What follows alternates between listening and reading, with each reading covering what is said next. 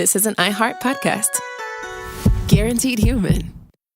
Stuff You Should Know is brought to you by Grainger. Grainger knows that if you're an HVAC technician and a call comes in, you need a partner that helps you find the right product, fast and hassle-free. And you know that when the first problem of the day is a clanking blower motor, there's no need to break a sweat. With Grainger's easy-to-use website and product details, you can be confident that soon you'll have everything humming right along. Call 1-800-GRAINGER, click Grainger.com, or just stop by. Grainger, for the ones who get it done. Hey, and welcome to The Short Stuff. I'm Josh. There's Chuck. There's Josh, the other Josh, who's now become our go-to guest producer. And this is Short Stuff. Enough about that. Yeah, we fired Frank the chair and the little water-dipping bird that pressed record, which was our standby. Yeah, the bird really started to phone things in, don't you think? I think so. Chuck, speaking of phoning things in, imagine having to do public speaking. I can't imagine what that must be like. Do you remember? I mean, we've done plenty of talks. We've done live shows. That's just kind of part of what we do. Do you remember the crippling stage fright I used to get? Yeah, I mean, we both had varying levels early on. It's not like I was always a cool cucumber. You seemed like it. Well, that you didn't go into the bathroom with me moments before showtime. I always wanted to. But yeah, you were, that threw me. You always were a bit more nervous, but I think you're just wound a little tighter in general. But we both overcame that for the most part, don't you think? Mm-hmm. Yeah. And you know how we overcame it? I can tell you how, and I know that you know how, but let's tell everybody else. We did through basically exposure therapy. Yeah. Just doing it. Totally. And it turns out what we're talking about is just public speaking in general. But the fear of public speaking almost goes hand in hand with public speaking. I saw a stat that said that 75% of people in the world have a fear of public speaking. I'm surprised it's not more than that, to be honest. I am too. And then there's that old trope, the idea that there's some poll taken somewhere of what Americans fear the most. And number one was public speaking, and number two was death. And Jerry Seinfeld turned that into, that meant that most people would rather be in the casket than giving the eulogy because of that fear of public speaking. And there's a word for it, too. It's called glossophobia, which is a great word. Yeah, I mean, it's a real thing, and we should point out that it is a legit anxiety disorder, a social anxiety disorder for most people. Like, I had a bit of the jitters. I don't think I was a technical glossophobe. Right. But for a lot of people, it's not just like I'm nervous, my palms are sweaty. For some people, it's debilitating to the point where they will structure their life so that they never have to do that, never have a job where they have to speak in front of like a conference room, you know? Right, or a small handful of people, basically anybody. They always want to be the ones in the audience. They don't want to be the ones giving the talk. Yeah. And so much so, like you said, they'll structure their life around avoiding it. Avoidance is like the number one go-to thing that people do when they suffer from glossophobia. They just do whatever they can to not give that talk. That's right. And like you said, it's a subset of a social anxiety disorder, which is really at base a social anxiety disorder is it's a performance fear. It's the fear of being judged and or failing. That's what it is. Among your peers, yeah. It's the fear of the result, not like, I mean, it manifests its ways as you like walk up on that stage, but what you're really afraid of is saying the wrong thing, feeling like you've said something dumb, being judged as not knowing what you're talking about. And that's why it helped us, because we have a very forgiving, loving, loyal audience whenever we go out to do live shows. Yeah. It makes it a lot easier than, and we've done talks where we weren't in a room full of Stuff You Should Know fans, and those are always more nerve-wracking for me. Well, they also always went really poorly, too. You're kind of right. But one of the problems, though, with this is like that you not only fear, not knowing what you're talking about or being judged and failing, but also catastrophically screwing up, like forgetting your place, maybe bursting into tears and running off of stage. Yeah. And so you fear these things, but the insidious thing about, glossophobia, or really any social anxiety disorder, is that you come to fear the fear, right? It's not like you experience just the fear while you're up on stage. You fear this failure, this whatever it is you're having to do for a very long stretch ahead of time. And that is the most crippling part of any social anxiety disorder, the fear of the fear associated with it. And that's what leads to the avoidance. Right. So let's take a quick break, and we're going to come back and talk about how this manifests itself and what you can do about it right after this.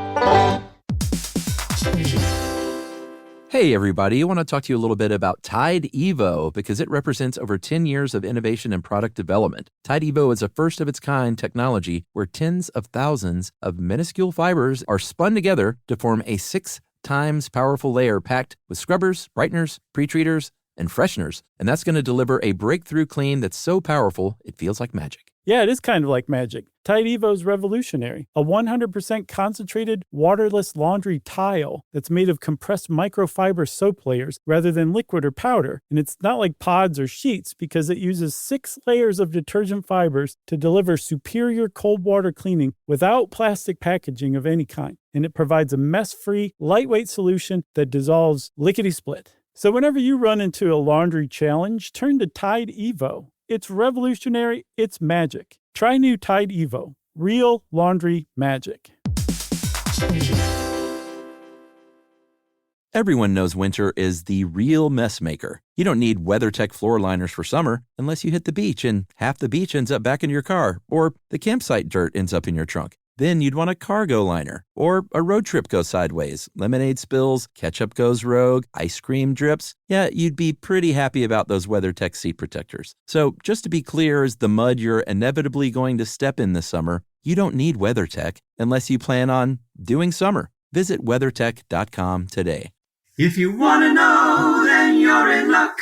Just listen up to Josh and Chuck. Stuff you should know. All right, so you got to give a talk at your school or whatever, which I did, by the way. My very first, big in front of people speaking, and not just classroom size, was when I ran for vice president of student council. Oh, yeah. I had to speak in front of the entire school in the gym, and it was pretty nerve-wracking.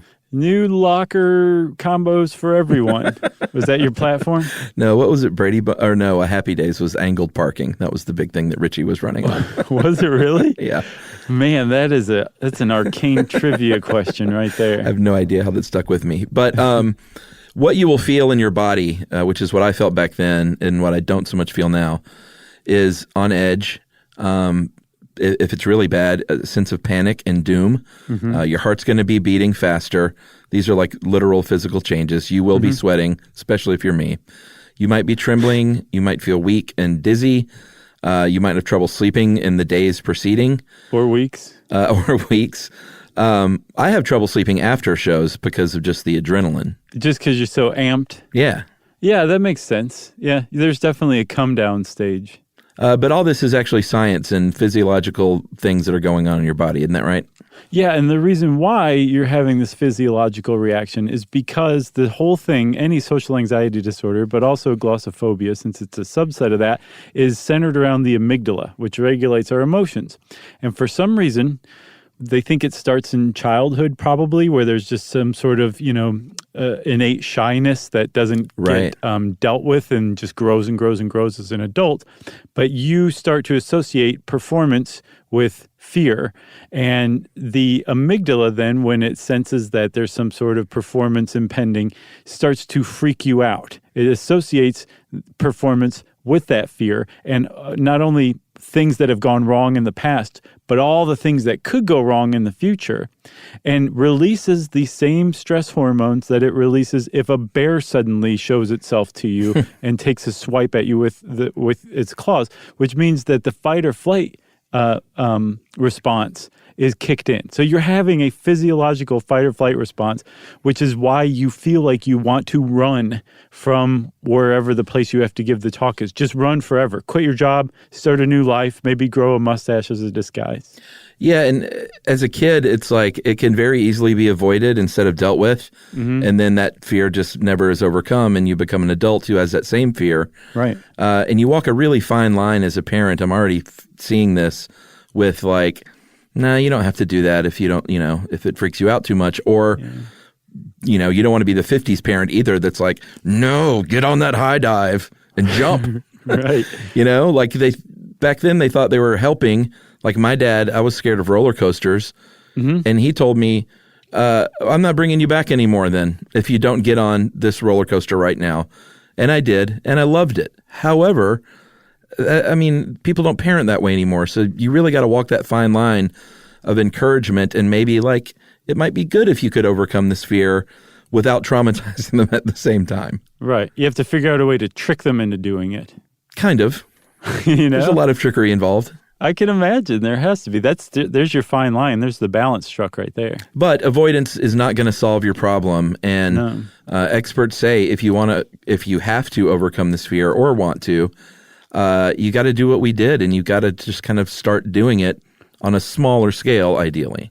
Right. So if you really, really have it bad, and this is, say, like affecting you personally or professionally or whatever, it would help probably to go seek a cognitive behavioral therapist who's going to help you retrain your brain to see things differently so that your brain doesn't associate public speaking with abject fear and terror.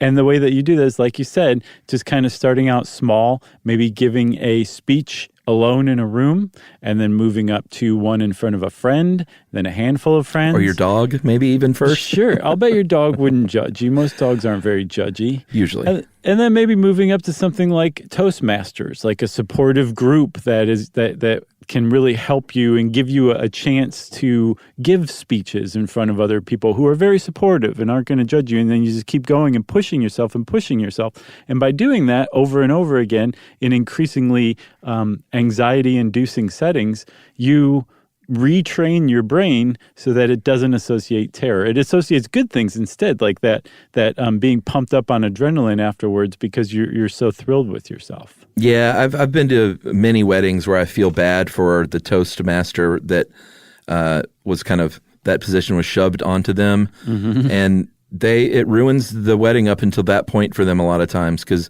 you can just tell they're just like, I didn't want to do this, man. I've just been going over, been writing, and I just always feel so bad. I thought you were going to say it ruins the wedding. Well, it ruins their experience until it's over, and then they just get plastered. Right. But one of the things you can do, too, no matter whether you're performing for yourself in a room alone or in front of like a room full of people, one way to really help yourself is to know the material, to be prepared. Yeah. And not just memorize it, because if you memorize it, you can lose your place and then you're just toast. Yeah.